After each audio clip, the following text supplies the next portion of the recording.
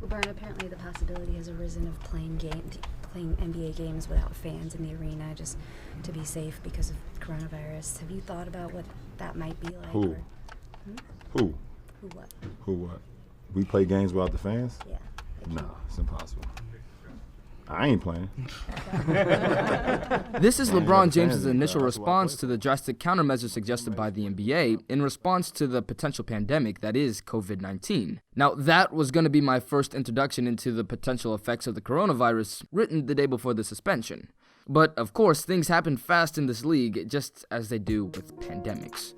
The SARS-CoV-2, better known to everybody outside the medical field as the coronavirus, has taken the United States by storm, enough to nearly shut down the country and strike fear into millions of people. According to Google Trends, in the United States, the coronavirus was searched more than ever before by margins of 20% on March 11th at 9 p.m., during which it was announced that Rudy Gobert, the two-time All-Star and Defensive Player of the Year for the Utah Jazz, tested positive for the coronavirus. Following soon after, the NBA suspended the season until further notice, for at least a month. The next day, the second staple of American sports, that is March Madness, was canceled. The MLS suspended the season, as did the NHL. The MLB was delayed, the Masters were postponed, and Charles Barkley himself had to quarantine. And, of course, Donovan Mitchell was also found to have the virus. Essentially, that Wednesday was the breaking point for America. It showed that the coronavirus was real and not just some joke or passing phenomenon that didn't mean much. A mindset which unfortunately led us to this.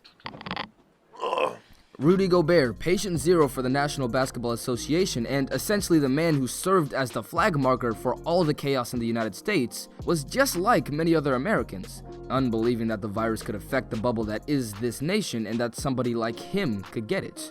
I'd imagine that most people watching now didn't take the virus nearly as seriously until Gobert himself was tested positive. It was inevitable that this would happen. As a hub for so many different activities of people attending meetings and going on vacations and migrations, America was guaranteed to have a pandemic. Dr. Nancy Messonnier, a director of the Center for Disease Control in the United States, said this February the 25th, 15 days before the Wednesday. Ultimately, we expect we will see community spread in this country. It's not so much a question of if this will happen anymore, but rather more of a question of exactly when this will happen and how many people in this country will have severe illness. At this point in time, there were already 175 cases at least in the country, and as we all know, it only grew from there. The NBA is at the center of so many different things. Sports and social influences are the two biggest ones, of course, but they're at the physical center of so many things as well. Playing in an arena for some 18,000 people is nearly a recipe for disaster when dealing with a pandemic like this. We all know that. It's why the leagues thought that the best way to handle it was by not having fans in the arena. But that's not the only thing. During the season, NBA players are among the most traveled people in the world. Every other night or so, it's another trip to another city in the United States, another hotel to check into, another area to traverse, more surfaces and employees to interact with. And this is with the virus that is in 46 of the 50 states in America. But beyond even that, there's 450 players in the NBA, and perhaps at least 300 more staff members that come in contact with said players frequently. When you add the fact that they're affiliated with, the NBA, and then you have potential risk factors, which only get worse when you have origins from all over the world. So again, let's take Rudy Gobert, patient zero, the man who will always be remembered alongside this coronavirus. It was reported that he was in contact with individuals recently traveled from France, which could have been the source. It may have been because of the child that he gave an autograph to on March 6th, who tested positive for the coronavirus.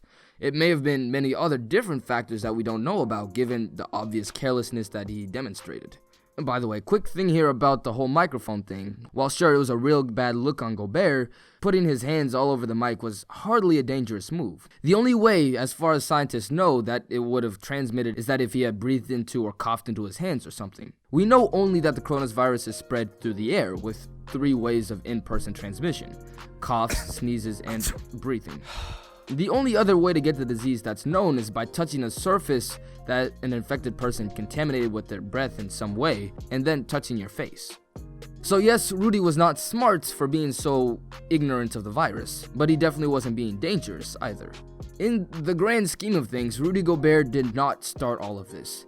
He just happened to be the first infected with a virus that has two very scary components to it.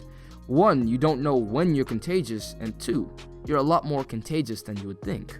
Of all the people that Gobert interacted with, 58 solely with the Jazz, and at least 3 other 15-member squads in the 5 days between March 6th to March 11th, and only 2 people have tested positive so far. Of course, Donovan Mitchell and also Detroit Pistons player Christian Wood.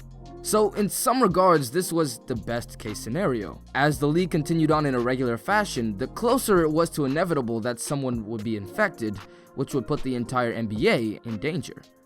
For Gobert to be, quote, touchy with Jazz members and continue as normal for 5 straight days with only 2 cases in the league before everything shut down was honestly one of the best scenarios that could have played out concerning the virus. And as the cherry on top, it basically shocked the nation enough to create the response necessary for a dire situation like this one.